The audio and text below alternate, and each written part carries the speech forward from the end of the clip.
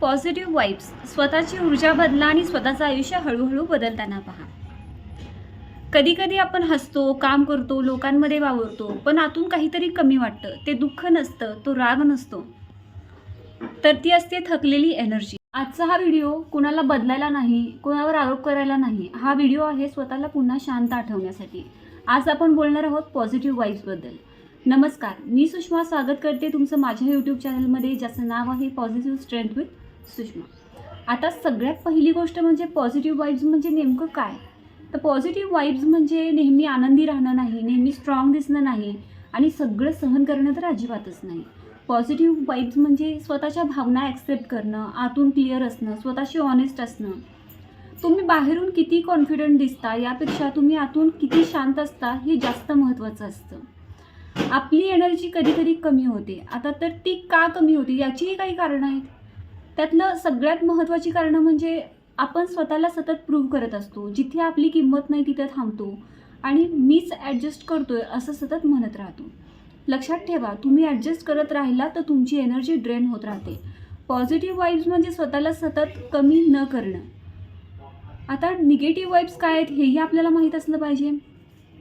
कधी कधी negative vibes लोकांमुळे नाही, तर येतात त्या जुन्या आठवणींमुळे, अपूर्ण गोष्टींमुळे आणि न बदललेल्या भावनांमुळे.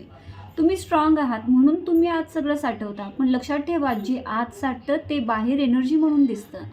पॉझिटिव्ह वाइब्स बिल्ड कशामुळे होतात? तर सगळ्यात पहिली गोष्ट म्हणजे स्लो होणं शिका. लगेच सगळं ठीक व्हायला पाहिजे हे प्रेशर आधी काढून टाका.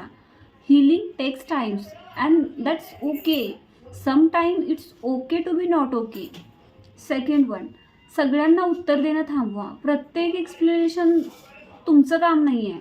काही लोक तुमचं सायलेन्सच डिझर्व करतात. प्रत्येक वेळी एक्सप्लेन करण्याची काहीच गरज नाही आहे.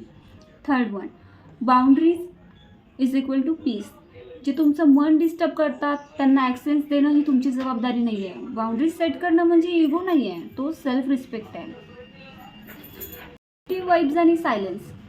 तर शांत लोक कमजोर नसतात. ते लोक खूप काही पाहून, खूप काही सहन करत असतात आणि स्वतःला प्रोटेक्ट करत असतात.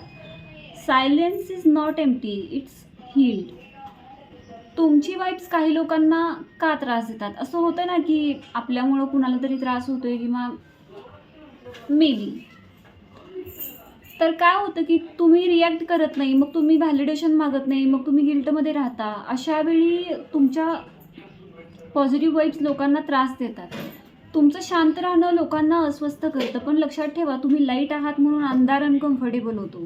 तुम्ही लाईट आहात म्हणून अंधार अनकम्फर्टेबल होतो, हे लक्षात ठेवा आधी. आता पॉझिटिव्ह वाइब्स म्हणजे स्वतःला निवडणं.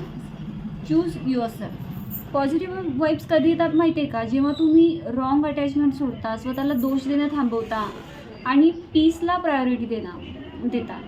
तुम्ही सेल्फिश नाही होत, तेव्हा तुम्ही मॅच्युअर होता. आता मी तुम्हाला एक जेंटल रिमाइंडर देते.